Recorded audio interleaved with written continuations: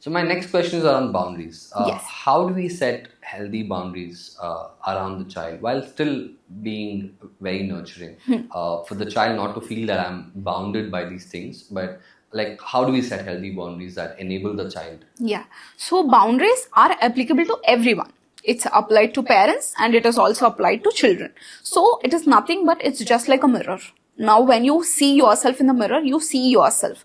And same with the kid. Now it is very much important what kind of a boundaries you're following. That's when your kid will follow. If you're not following any boundaries, then your kid will also not follow. Now if you set a boundary that I will wake up sharp 7 o'clock, so is my the kid.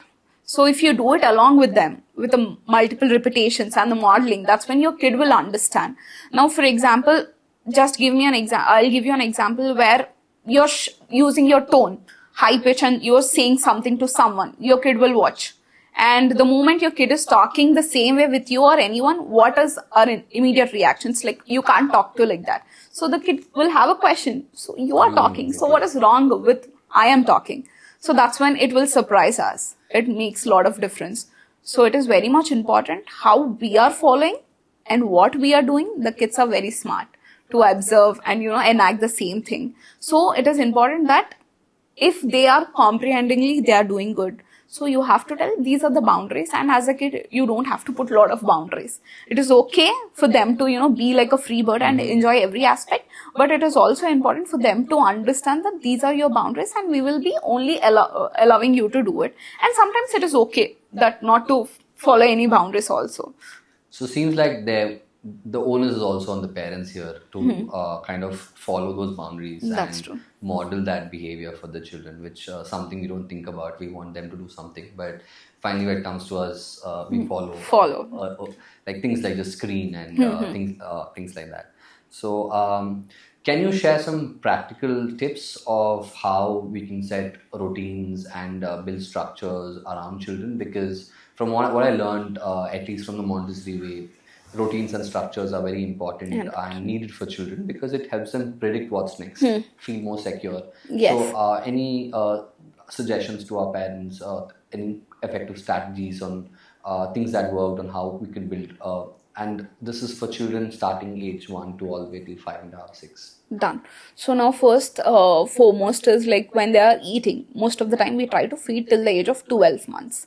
Right. After 12 also we try to feed them. So after a age where they are able to sit, let's just put them on the high chair and give them 2 options that you can choose one. So that from there it will initiate for them, okay, I'm supposed to eat by myself and let's teach ethics, how to eat. So let's put a napkin, show them, okay, you are also sitting with everyone and you are also eating. So it's not like we are taking the kid and we are constantly feeding, so they don't understand the responsibility. Now after the age 15 months, we can give them an options of choosing the dresses that they want to wear. Though they don't understand what is the choices, but it's okay, pick one. So slowly, gradually they'll understand, okay, I'm responsible to make my own choices. So, and routine as well. So according to the age, we set routines. Let's start with 2 things at a time. So maybe we can start a routine of, waking up, saying good morning to everyone. Let's take the hand of the kid and go to every individual and say good morning to our parents and say good morning to the nature. So that's when they understand after a period of time, even if you're not taking the hand of your kid, they go themselves and say good morning to everyone. And brushing your teeth, and you have to put the brush into the holder, take bath. So maybe a very small routines according to the age would make a lot of difference.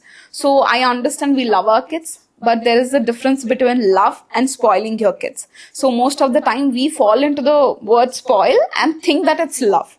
So in that way, we are not disciplining our child. So when we are setting routines, we have to be mindful how it's going to impact them in the longer run. So I would give an example, especially with the special kids. So most of the special kids have difficulty with the sensory issues. So they struggle and they don't eat by hand. And parents say that, okay, he is a special child, let me feed. So how long you're going to feed? So I saw very live examples of the children who don't eat by their hand. Someone have to feed even at the age of 9.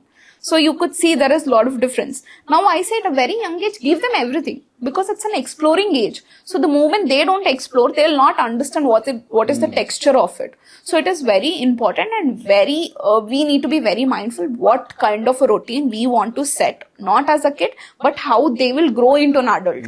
So that is very important. So again, here similarly, it seems important that the adults also have routines. Routines, They're modeling yes. it.